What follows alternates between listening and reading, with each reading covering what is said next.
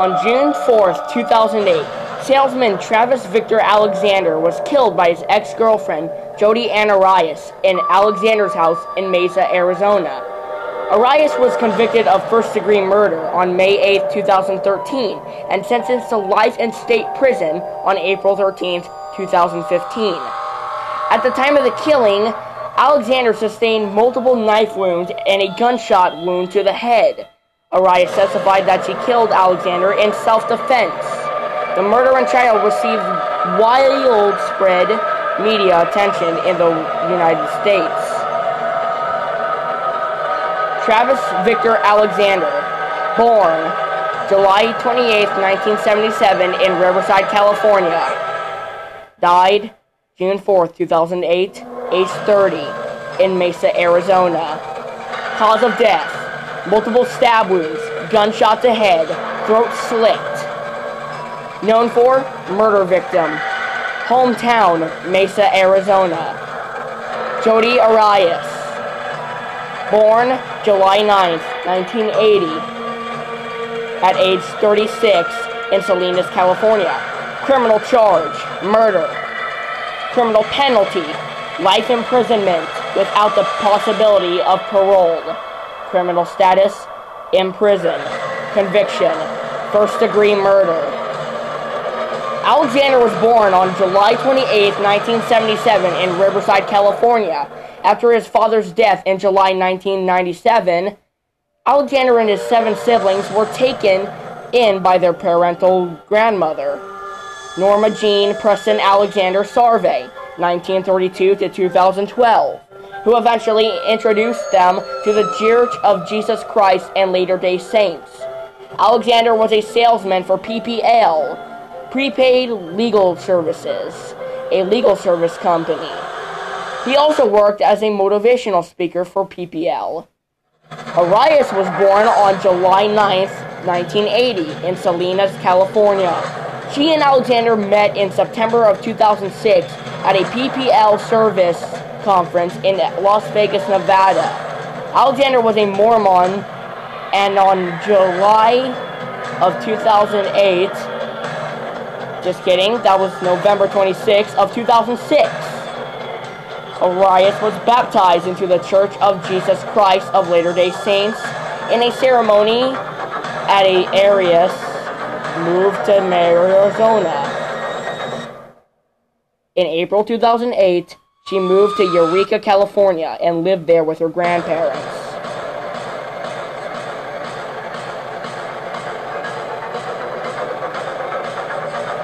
Alexander was killed on June 4th of 2008. On June 9th, 2008, Alexander's body was discovered by his friends in a shower at his home in Mesa, Arizona. Alexander had sustained 27 to 29 stab wounds. His throat had been slit, and he had suffered a gunshot wound to the head. Medical examiner Kevin Horn testified that Alexander's jugular vein, common carotid artery, and trachea had been slashed, and that Alexander had defensive wounds on his hands. Horn further testified that Alexander may have been dead at the time the gunshot wound was inflicted, and that the back wounds were shallow. Alexander's death was ruled a homicide. He was buried at the Olivewood Cemetery in Riverside, California. Discovery and investigation. On May 28, 2008, a burglary occurred at the residence of Arias' grandparents, with whom Arias was living. Among the missing objects was a .25 caliber automatic Colt pistol, which was never recovered. The later significant as shell casing from a spent .25 caliber round was found near Alexander's body at the murder scene. On June 2nd, between 1 a.m. and 3 p.m., Arias called Alexander 4 times, but did not appear to get through him, since the longest of the calls was 17 seconds. After 3 a.m., Alexander called Arias twice, the first time for 18 minutes, the second time for 41 minutes. At 4:03 a.m., Arias called Alexander back, and the call lasted 2 minutes and 48 seconds. Neither of these calls nor transcripts of them were presented in the Jodi Arias trial. At 5:39 p.m., Arias set out to drive to rent a car for the long trip to Utah, as stated in evidence by a gasoline purchase at Shell Food Mart in Eureka, California. On June 2nd at 8:04 a.m., Arias rented a car at Budget Rent-A-Car in Redding, California. She indicated she would return the car back to Budget in Redding. By June 3rd, Arias had driven south and was visiting friends in Southern California on her way to Utah for a PPL Works conference and to meet with Ryan Burns, a fellow PPL worker. By the late evening on June 3rd of 2008, it appears Arias had set out for Salt Lake City, Utah, for the conference. Alexander missed an important conference call on the evening of June 4th. On June 5th, Arias arrives in Salt Lake City and participates in the last day of the conference. She called Alexander several times and left the voicemail messages for him. He also accessed Alexander's cell phone voicemail system. When Arias returned the car on July 7th, it had been driven about 2,800 miles. The rental clerk testified that the car was missing its floor mats and had red stains on its front and rear seats. It cannot be verified that the car had floor mats when Arias picked it up, and any stains could not be verified since the car was cleaned before police could examine it. On June 9th, having been unable to reach Alexander, a concerned group of his friends went to his home. His roommates initially stated that he was out of town. After finding a key to Alexander's master bedroom, his friends entered the room and found large pools of blood in the hallway to the authorities, where his body was found. In the 911 call made to the authorities, Alexander's friends mentioned an ex-girlfriend, Arias, who Alexander had been said was stalking him, accessing his Facebook tab, and even going as far as slashing his tires. Alexander was scheduled to leave on June 10th of 2008 for a work-related trip to Cancun, Mexico. In early 2008, Alexander told his company that Arias would join him. In April, Alexander asked to change his travel companion and other female friend. While searching Alexander's home, police found Alexander's recently purchased digital camera found in the washing machine. Police were able to recover deleted images showing Arias and Alexander in very mature poses, taken at approximately 1:40 p.m. on June 4th. The final photograph of Alexander alive was taken at 5:29 p.m. that day. Alexander was in the shower when the photo was taken. Photos taken moments later show an individual believed to be Alexander profusely bleeding on the bathroom floor. A bloody palm print was discovered along the wall in the bathroom hallway. It contained DNA from both Arias and Alexander. On July 9th, 2008, Arias was indicted by a grand jury for the first-degree murder of Alexander. She was arrested at her home in July 15th and extradited to Arizona on September 5th. Arias pleaded not guilty on September 11th. Arias gave several different accounts about her involvement in Alexander's death. She originally told police that she had not been in Mesa on the day of the murder and claimed that she last saw Alexander in April of 2008. Arias later told police that 2 intruders had broken into Alexander's home, murdering him and attacking him. 2 years after her arrest, Arias told police that she killed Alexander in self-defense, claiming that she had been a victim in domestic violence. Pre-trial. On May 18, 2009, the court ordered Arias to submit it to IQ testing and to be tested for competency. Subsequently, on April 6 of 2010, a motion to reconsider the defendant's motion to disqualify the Maricopa County Attorney's Office was denied. Later in January of 2011, a defense filing detailed the efforts Arias' attorneys went to obtain text messages and emails. Initially, the prosecution told the defense attorneys that there were no available text messages sent or received by Alexander, and that they were ordered to turn over several hundred.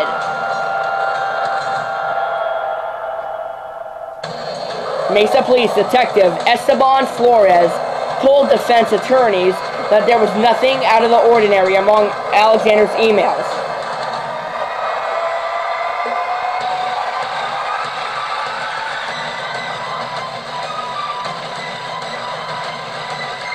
Jury selection.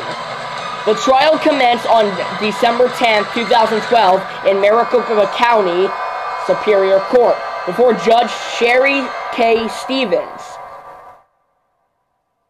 During jury selection on December 20th, Arias' defense attorneys argued that the prosecution was systematically excluding women and African Americans. Prosecutor Juan Martinez said that the race and sex were irrelevant to his decision to strike certain jurors. Judge Stevens ruled that the prosecution had shown no bias in the jury selection. In opening arguments on January 2nd of 2013, Prosecutor Juan Martinez sought the death penalty. Arias was represented by appointed counsel L. Kirk Nurmi and Jennifer Wilmot, who argued that Alexander's death was a justifiable homicide committed in self-defense. Ryan Burns testified that Arias visited him in Utah on June 5th, and that Arias had spent several hours hugging and kissing on a large beanbag chair. She told him she could cut her hands on the broken glass while working at a restaurant called Margaritaville. A detective testified no restaurant by that name has ever existed in the Eureka area. At the time, Arias was working at a restaurant called Cosmo Ramos. Later, Arias testified that after she cut her finger, I had a bazillion margaritas to make. The prosecution argued that since a .25 caliber round was found near Alexander's body and a week before a gun of the same caliber disappeared during a burglary of the Eureka home where Arias lived with her grandparents, Arias had staged the burglary and used the gun to kill Alexander. Martinez claimed Arias had stalked Alexander and had slashed his tires twice. In addition, in the final days before his death, Alexander had a call from sociopath and the worst thing that has ever happened to me, and was afraid of her. Arias took the stand in her own defense on February 4th of 2013, testifying a total of 18 days. The sheer length of time Arias spent on the stand was described by criminal defense attorney Mark Garagos in a report compiled by the Associated Press as crime-cider staff and unappreciated. On the first day of her 18-day testimony, she told of being violently abused by her parents beginning when she was approximately 7 years old. Arias testified that she rented a car in Reading because a budget website gave her two options, one to the north and one to the south, and her brother lived in Reading.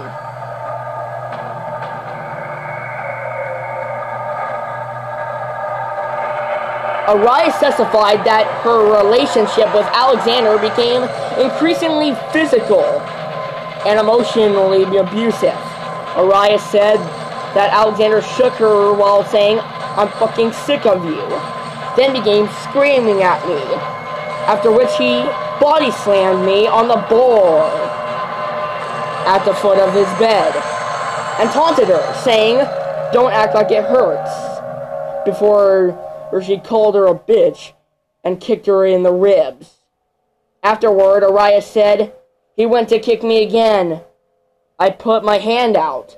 Arias held up her left hand in the courtroom, showing that her ring figure was crooked. According to Arias, the dysfunction of their relationship reached its climax when she killed Alexander in self-defense, after she became enraged following her dropping his camera, forcing her to fight for her life. This was the third different account of how Alexander's death had occurred that Arias had offered police, which both prosecutors and observers felt severely damaged Arias' credibility, a sentiment later echoed by jurors upon the completion of the guilt phase. Arias addressed comments she made in a September 2008 television interview that she had been played earlier in the trial. In the interview, she said, "No jury is going to convict me because I am innocent. You can mark my words on that." Discussing the statement during her testimony, Arias said at the time of the interview, "I had plans to commit suicide, so I was extremely confident that no jury would convict me, because I didn't expect any of you to be here." At the close of his cross-examination of Arias, Martinez replayed the video and prompted Arias to affirm that she had said during the interview that she would not be convicted because she was innocent.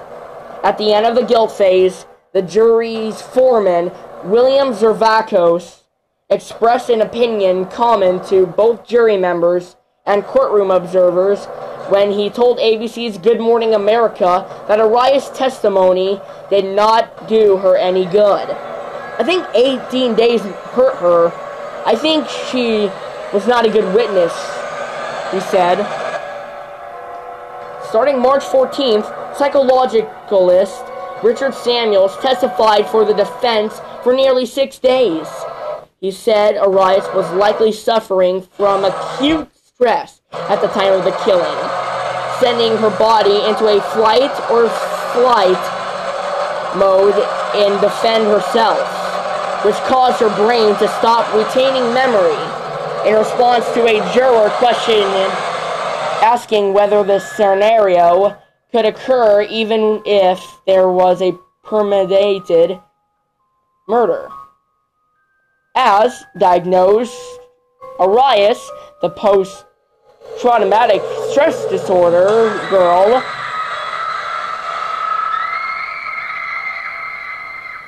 prosecutor Juan Martinez attacked Samuel's credibility, accusing him of forming a relationship with Arias and being biased.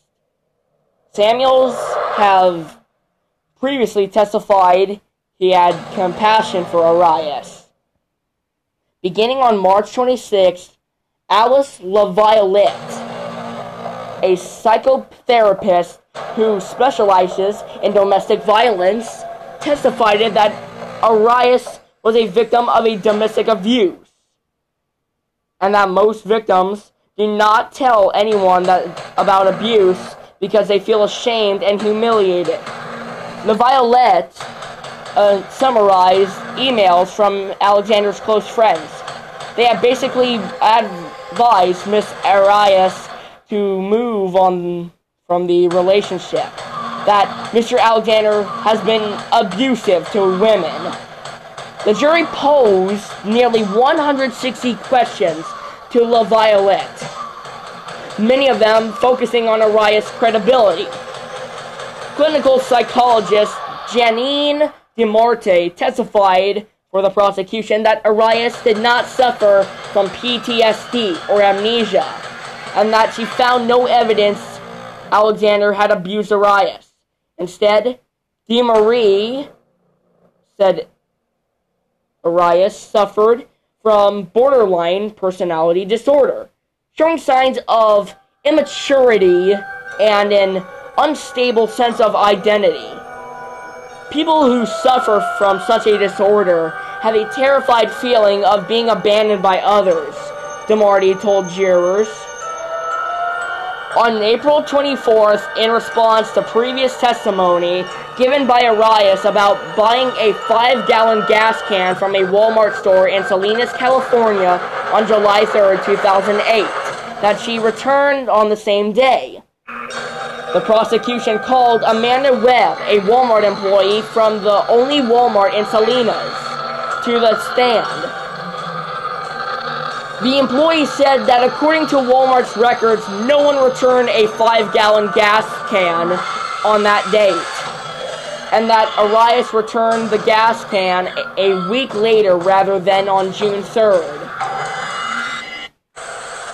The final defense's witness was psychologist Dr. Robert Geffner, who said that DeMarty's borderline diagnosis was not appropriate, and that all tests have been taken by Arias since her arrest pointed toward an anxiety disorder stemming from trauma. He also said that tests indicated that she answered questions honestly without lying. Following Geffner's testimony, the state recalled Dr. Horn, who disputed Geffner's testimony that the MMPI test was not geared toward diagnosing borderline personality disorder, concluding a long day in court at 8:29 p.m.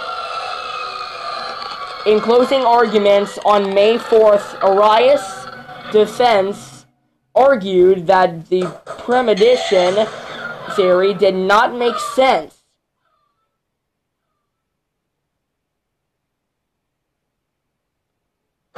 What happened in that moment in time? The relationship of chaos that ended in chaos as well. There's nothing about what happened on June 4th in that bathroom that looks planned. Couldn't it also be that after everything they went through in the relationship that she simply snapped? Ultimately, if Miss Arias is guilty of any crime at all, it is the crime of manslaughter and nothing more. In rebuttal, Prosecutor Martinez described the extent and variety of Alexander's wounds.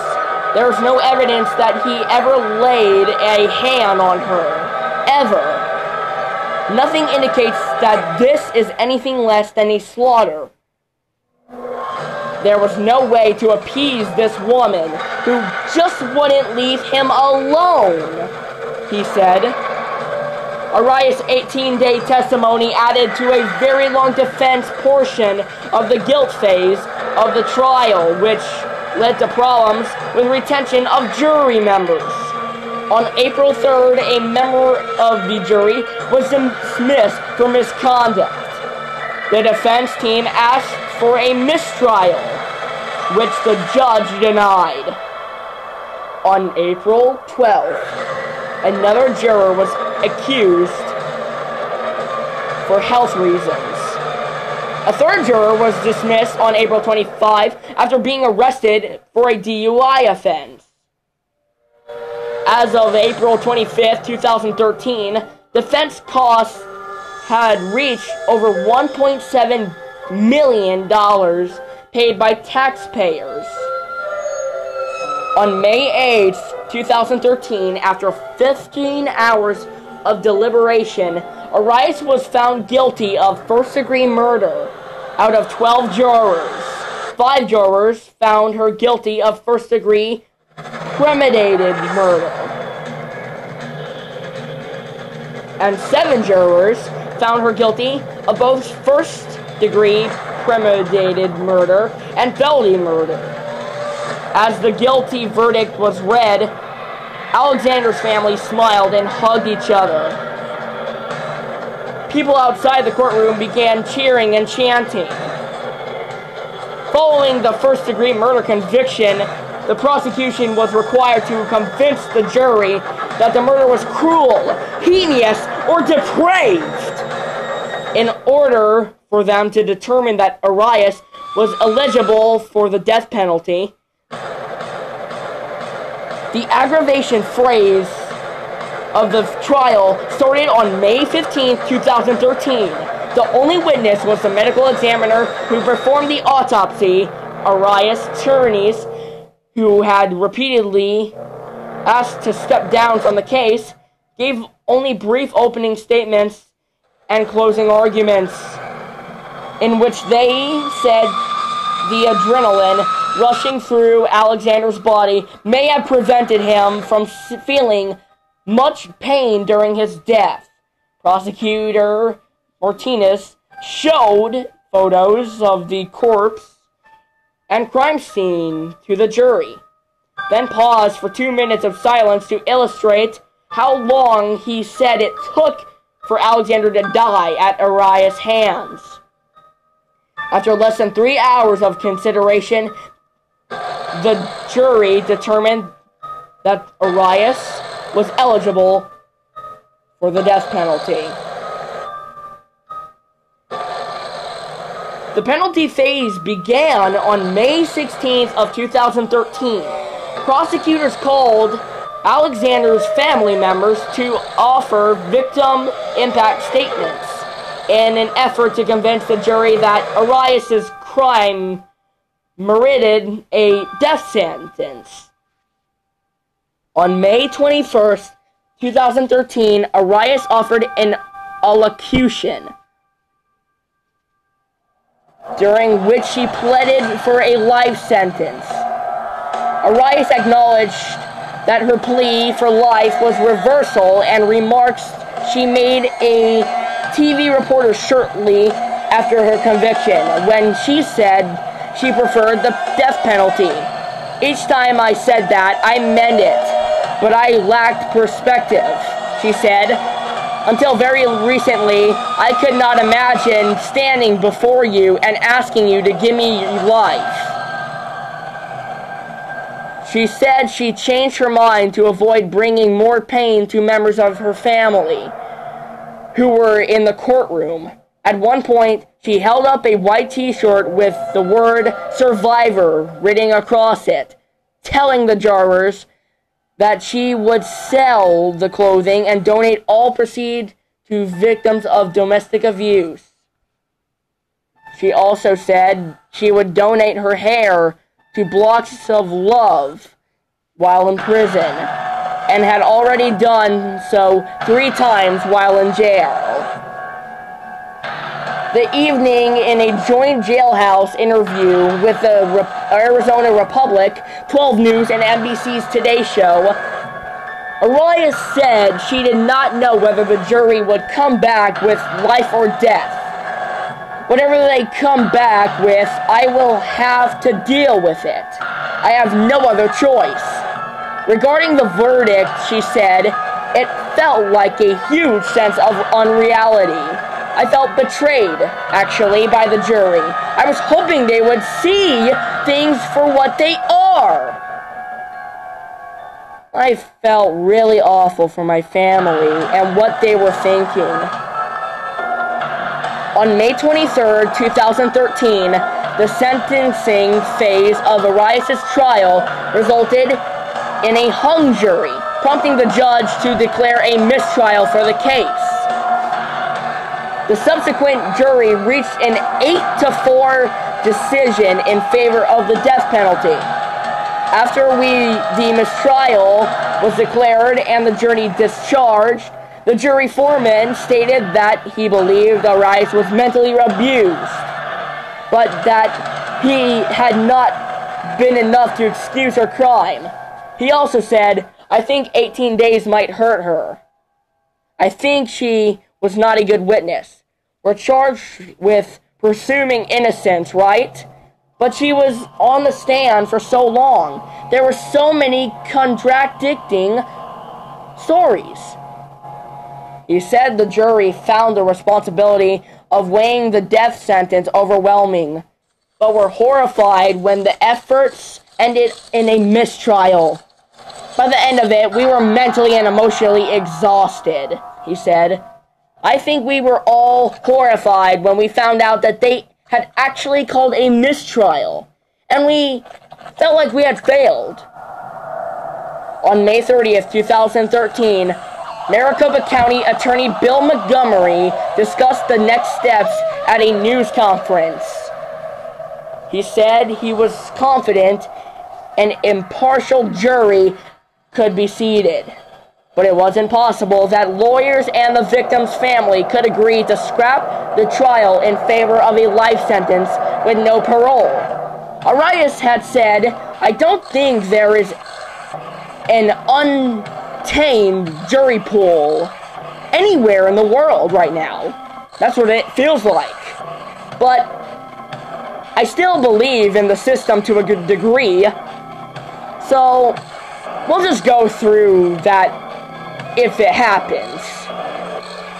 Defense attorneys responded, "If the diagnosis made by the state's psychologist is correct, the Maricopa County Attorney's Office is seeking to impose the death penalty upon a mentally ill woman who has not prior criminal history.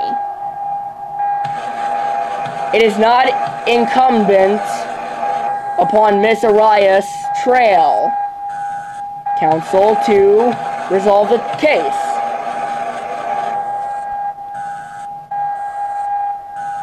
During the trial, defense attorneys filed for mistrial in January, April, and May of 2013. Arias' lawyers argued in January that Detective Esteban Flores, the lead Mesa police detective on the case, perjured himself during a 2009 pretrial hearing aimed at determining whether the death penalty should be considered or an option of jurors. Flores testified at the 2009 hearing that based on his own review of the scene and a discussion with the medical examiner, it was apparent that Alexander had been shot in his forehead first. Contrary to Flores' testimony at the 2009 hearing, the medical examiner told jurors the gunshot wound was probably incapacitated given his extensive defense wounds, including stab marks and slashes to his hands, arms, and legs. It was not until the first shot came first. Flores denied pre-jury and said during his trial testimony that he just misunderstood what the medical examiner told him. In April, the defense claimed the prosecutor had acted inappropriately and said the case resembled a modern-day equivalent to the Salem witch trials. In the motion, the defense team contended the prosecutorial misconduct has infested these proceedings with a level of unfairness that cannot be cured by any other means. The motion also stated there is a circus-like atmosphere inside the courtroom, and prosecutor Juan Martinez has yelled at witnesses, attacked witnesses, on a personal level and had thrown evidence. The motion also alleged that Martinez chose to release evidence and posed to pictures with his fans on the steps of the courthouse. The attorneys claimed Arias was in a position where she could not present a complete defense, and the only constitutional course was to declare a mistrial. On May 20th, 2013, defense attorneys again filed for mistrial. The motion alleged that a defense witness who had been due to testify the preceding Friday, the 17th, began receiving threats, including threats of her life if she were to testify on Arias' behalf. The day before the filling, the witness contacted counsel for Arias, stating that she was no longer willing to testify due to these threats. The motion continued. It should also be noted that these threats follow me made to Alice LaViolette, a record of which was made ex parte and under seal. The motion was denied, as was a motion for a stay in the proceedings that had been sought to give time to appeal the decisions to the Arizona Supreme Court. On May 29th, 2013, the Arizona Supreme Court declined to hear an appeal filed 3 months earlier, also refused by the mid-level Arizona Court of Appeals. Nurmi had also asked the High Court to throw out the aggravating factor of cruelty because the judge had allowed it to go forward based on a different theory of how the murder occurred. The lead detective originally claimed that the gunshot occurred first, followed by the stabbing and slitting of the throat. Based on that theory, Stevens ruled there was probable case to find the crime had been committed in an especially cruel manner, an aggravating factor under state law. Subsequent to this initial hearing, this medical examiner testified that the gunshot occurred post-mortem.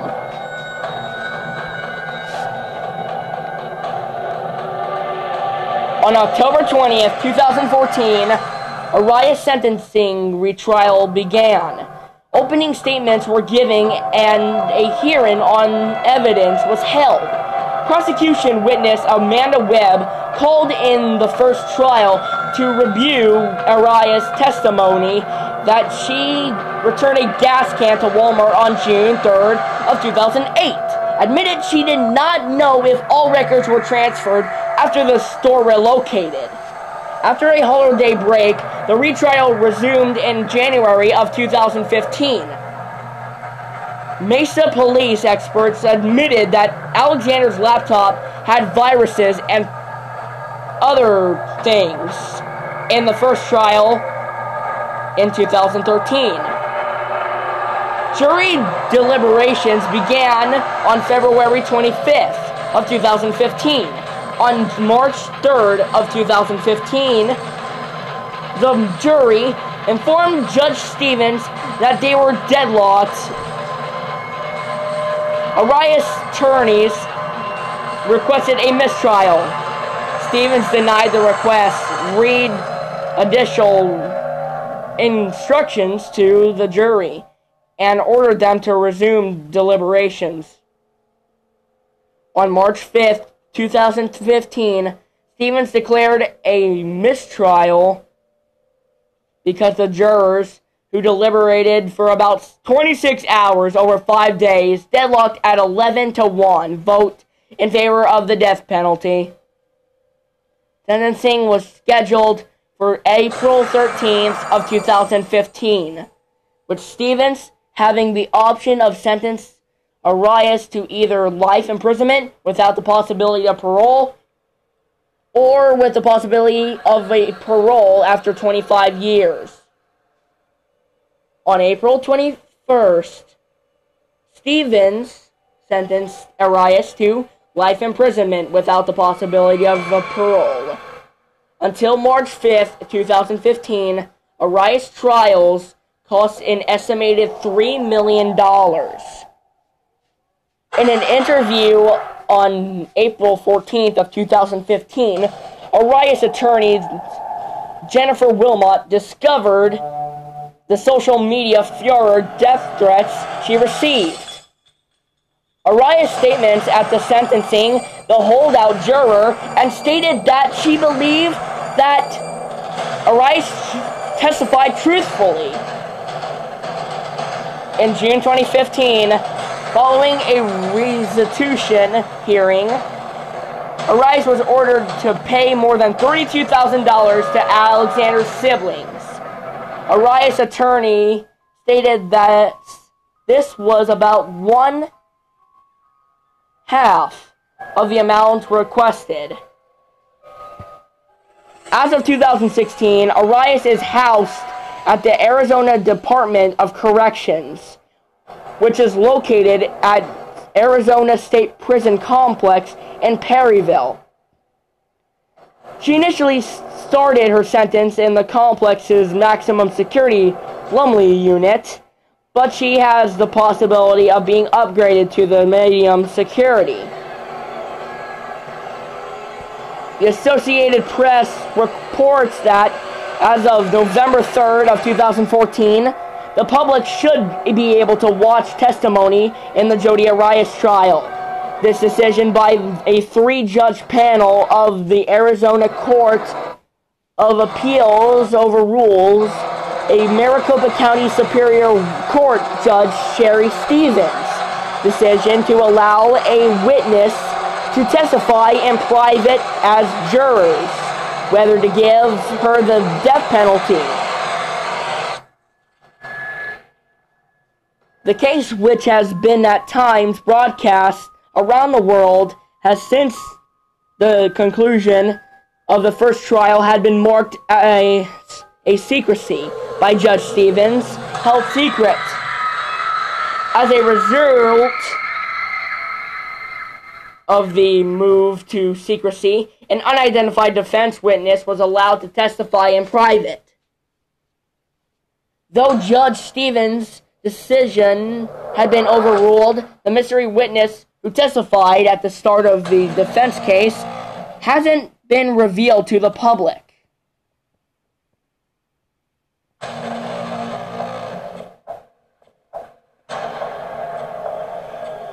In late January of 2013, artwork drawn by Arias began selling on eBay. The seller was her brother. He claimed that the profits went toward covering the family travel expenses to the trial and better food for Arias while she was in jail.